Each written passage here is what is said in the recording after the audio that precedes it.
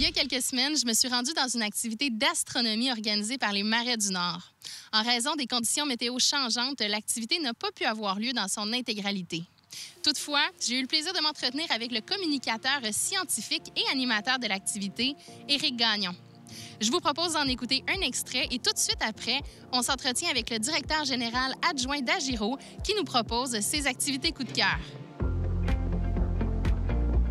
Éric Gagnon, vous êtes communicateur scientifique. Tout d'abord, depuis combien de temps l'activité a lieu au Marais du Nord, des activités d'astronomie que vous offrez? Au Marais du Nord, ça fait quelques années qu'on offre l'activité. On la fait autant au printemps, l'été, l'automne puis l'hiver. C'est certain que l'hiver, le ciel est différemment, mais il faut s'habiller un petit peu plus chaudement. Puis à chaque saison, il y a des objets qui sont très différents à observer. Puis c'est réellement de toute beauté. Comme l'hiver, on peut voir la nébuleuse d'Orion, on peut voir la mode des Pléiades, on peut voir plein d'amas d'étoiles. Puis l'hiver, ça nous permet aussi d'avoir une nuit un peu plus longue, un peu plus prolongée. Fait que chaque saison nous offre des objets différents à observer. Puis c'est vraiment une belle passion d'observer ça. Donc, Agiro vous a contacté pour combiner la faune, la flore et le ciel. Oui, combiné. Puis je trouve que c'est une belle combinaison parce que la nature nous offre autant un beau spectacle, autant en plein jour que dans la soirée.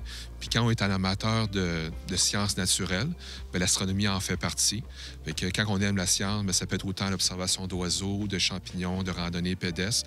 Puis ici, au Marais du Nord, on a la chance d'avoir des activités très variées pendant toute l'année.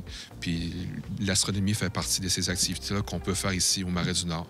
Puis c'est vraiment des activités qui sont très abordables, très familiales, très accessibles. Le but, c'est de passer un beau moment, puis de partager ça avec nos amis, puis notre famille. Puis je trouve que c'est un bel endroit pour découvrir ici le Marais du Nord. Fait que cette époque-là, le ciel étoilé, c'était un peu dans Netflix à eux. Fait qu'à défaut d'avoir des acteurs qu'on connaît bien, leur acteur qu'il y avait dans la soirée, c'était le ciel étoilé. Fait qu'en tant que peuple de chasseurs-cueilleurs, c'est normal pour eux de voir un grand ours dans le ciel. C'est normal pour eux de voir la petite ours. C'est normal de voir un chasseur qui est la constellation d'Orion. Toutes les activités qu'on offre au Marais du Nord, c'est réellement accessible à la famille. Puis le but, c'est de partager tout simplement de façon simple puis de façon dynamique notre passion, nos connaissances, puis de rendre ça intéressant, peu importe que ce soit un enfant, un adulte, les familles, quoi que ce soit. Les buts, c'est que les gens passent un bon moment, qu'ils décrochent un peu de leur quotidien. Puis quoi de mieux que d'observer les étoiles pour décrocher un peu de notre quotidien. Fait que les gens décrochent puis se connectent avec un beau spectacle qui est le ciel étoilé. Puis on a la chance de vivre cette belle expérience ici au Marais du Nord.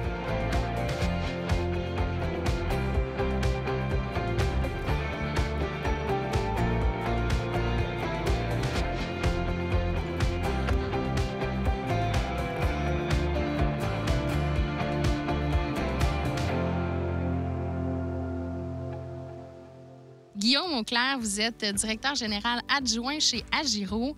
Tout d'abord, expliquez-nous qu'est-ce que c'est Agiro?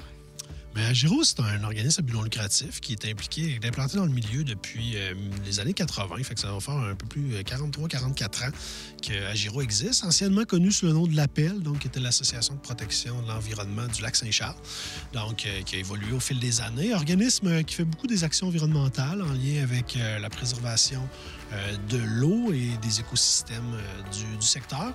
Le territoire d'action principal d'Agiro, c'est vraiment le bassin versant de la prise d'eau de la Ville de Québec qui est situé sur la rivière Saint-Charles. Donc, on est très impliqués. On fait beaucoup de projets dans tout le bassin versant du lac Saint-Charles, même une partie de la rivière Saint-Charles. Justement, vous avez la responsabilité des Marais du Nord. En quelque sorte, de quelle façon, concrètement, vous vous impliquez au Marais du Nord? Donc, Agiro a vraiment le mandat de gestion des Marais du Nord. C'est nous, d'ailleurs, qui a permis de développer ce territoire-là, qui est maintenant une réserve naturelle. Donc, les territoires des Marais du Nord sont protégés à perpétuité. Donc, on fait la gestion. Donc, vous avez plusieurs kilomètres de sentiers qui sont ici, qui sont entretenus, qui sont développés. Même les structures, les passerelles vont vraiment être réalisées par notre organisme. On assure l'accueil. En été, on a bien sûr les mises à l'eau qui se font. Donc, on a toute la gestion, justement, de l'accès à ce territoire-là parce que c'est un milieu très populaire avec beaucoup de visiteurs, mais c'est un milieu sensible quand même. On est dans un milieu humide très précieux pour la qualité de l'eau du lac. Donc, on doit quand même s'assurer que les visiteurs, puissent profiter de ce territoire-là, mais en respectant la capacité du milieu. Il y a aussi des contes de Noël qui sont offerts cette année au mois de décembre. Parlez-moi un peu de cette activité-là parce que je sais que les sentiers sont magnifiquement décorés pendant le temps des fêtes. Oui, donc dans toute la section de la Roche-Plate, qui est juste derrière nous ici, dans le fond, on a à partir du 10 décembre, c'est un conte de Noël donc, qui se fait de façon autonome. Les gens peuvent venir marcher. Puis tout au long du sentier, vont découvrir le conte de Noël. Les sentiers sont décorés aussi. Donc, c'est un moment assez charmeur dans le temps des fêtes pour les familles. On offre également des activités. On a plusieurs activités, même l'hiver, qui viennent des fois des spécialistes externes, des fois des spécialistes qui viennent d'Agiro, comme on a des sorties aux étoiles qui ont lieu, d'observation aux étoiles à la noirceur, qui sont super intéressants. L'hiver, c'est vraiment un beau moment pour ça. On a également, on va avoir avec la Société de la rivière Saint-Charles, on va avoir des randonnées au flambeau qui vont avoir lieu aussi, là, qui est également à la noirceur. On offre également, comme un peu à la longueur d'année aussi, des fois des activités simplement d'interprétation. Donc, on a de nos biologistes là, qui viennent prendre des groupes et vraiment faire de l'interprétation de la nature dans les marais du Nord. Fait que ça a lieu aussi également à quelques moments dans l'hiver. Puis, fait que c'est ça, on a une belle quantité d'activités qui ont lieu au Marais du Nord. Fait qu'on a un calendrier en ligne facile à voir. La planification commence déjà à pas mal à toute montée pour l'hiver. Les gens peuvent s'inscrire très facile. Puis on a quand même souvent assez de place dans nos groupes. Mais il ne faut pas trop attendre des fois parce que surtout les activités qui sont avec des ratios de groupe, ça peut se remplir assez vite. Je peux aussi dire, Agiro est un organisme à but non lucratif, mais en plus que ça, je dirais, c'est que l'ensemble des revenus qui sont faits au Marais du Nord, qui viennent justement de la vente des droits d'accès pour les activités, est tout réinvesti au Marais du Nord. Donc, c'est ce qui nous permet d'entretenir les sentiers, de damer, d'entretenir nos structures. On a plusieurs passerelles, des tourelles également à entretenir. Fait que vraiment, chaque sou qui rentre au Marais du Nord, reste au Marais du Nord. Est-ce que vous êtes à la recherche de bénévoles? Oui, on a plusieurs bénévoles qui s'impliquent dans les Marais du Nord, notamment des membres là, qui viennent faire des patrouilles citoyennes. En été, principalement, là, on a beaucoup de visiteurs. Donc, des fois, c'est des gens on a même une patrouille qui est nautique, donc ils vont venir en canot.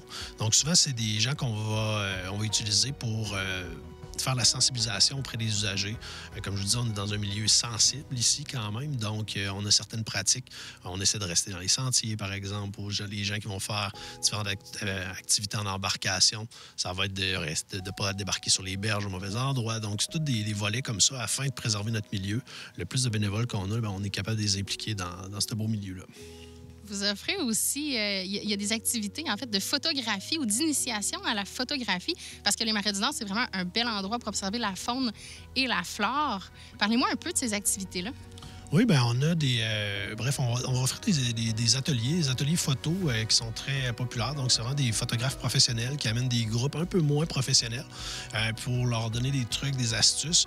On a la chance quand même au Marais du Nord, c'est un des milieux où on a la plus grande diversité d'observation au niveau ornithologique. Donc, pour les photographes, il y a toujours quelque chose à voir, toujours intéressant.